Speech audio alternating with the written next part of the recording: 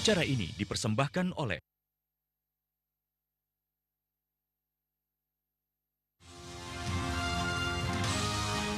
razia parkir liar memicu keributan polisi dengan pengemudi mobil.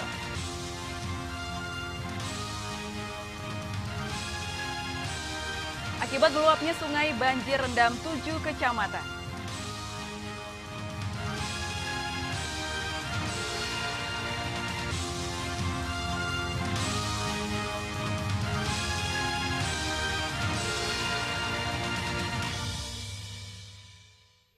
Selamat sore, apa kabar pemirsa? Senang sekali berjumpa kembali dengan saya, Aprilia Putri di Jatim Today, edisi Kamis 3 Maret 2016. Selain dua berita menarik tadi, sejumlah berita lainnya dari Jawa Timur akan kami hadirkan untuk Anda. Inilah Jatim Today selengkapnya.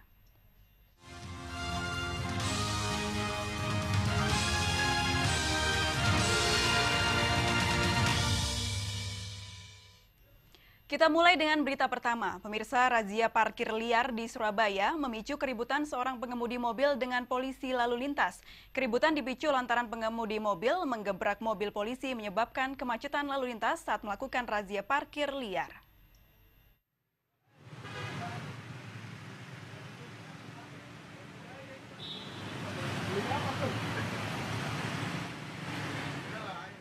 Adu mulut antara pengemudi mobil minibus dan anggota Satlantas Polrestabes Surabaya di Jalan Gubernur Suryo, Surabaya ini Rabu siang terekam kamera tersembunyi.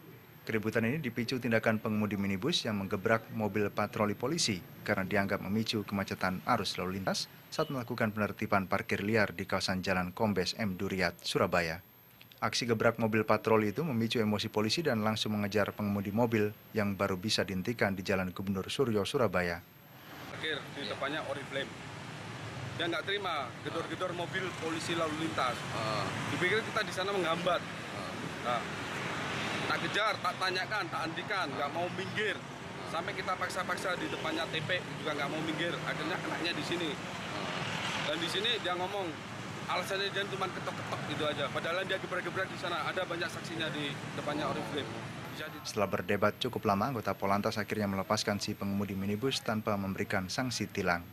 Penertiban parkir liar di kawasan Jalan Kombes M. Duriat, Surabaya kini gencar dilakukan polisi karena banyak pemilik kendaraan yang tidak mengindahkan rambu larangan parkir sehingga memicu kemacetan arus lalu lintas di kawasan itu.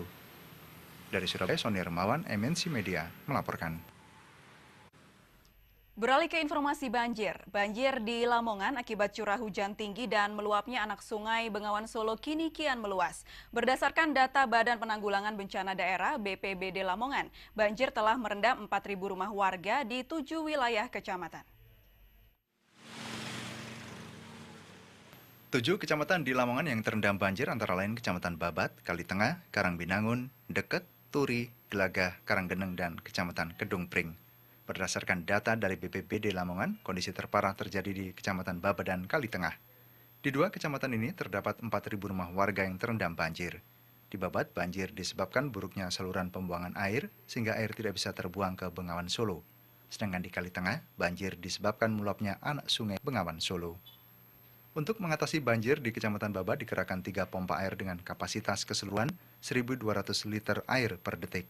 Upaya ini cukup signifikan untuk mengurangi tingginya genangan air. Adanya penambahan pompa yang ada di Kecamatan Babat, alhamdulillah di Babat mulai ada surut. Mungkin kalau kemarin itu di rumah warga itu antara 20 sampai 40 cm, tapi sekarang tinggal 15 sampai dengan 20 cm. Namun demikian, pemerintah kesulitan untuk mengatasi banjir tahunan yang terjadi di Kecamatan Kalitengah.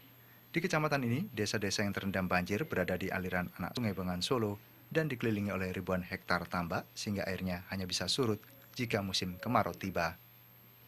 Dari Lamongan, Abdul Wakid, MNC Media melaporkan. Diguyur hujan deras sekitar 30 menit, jalur Pantura Kota Tuban Rabu malam tergenang banjir. Selain dikarenakan debit air yang tinggi, genangan juga akibat buruknya sistem drainase.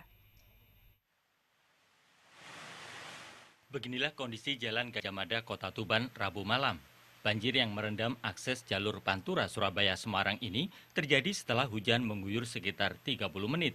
Sedikitnya 3 titik genangan dengan ketinggian sekitar 20 cm di sepanjang jalur Pantura Kota Tuban. Kendaraan yang melintas terpaksa memperlambat lajunya karena badan jalan tertutup banjir.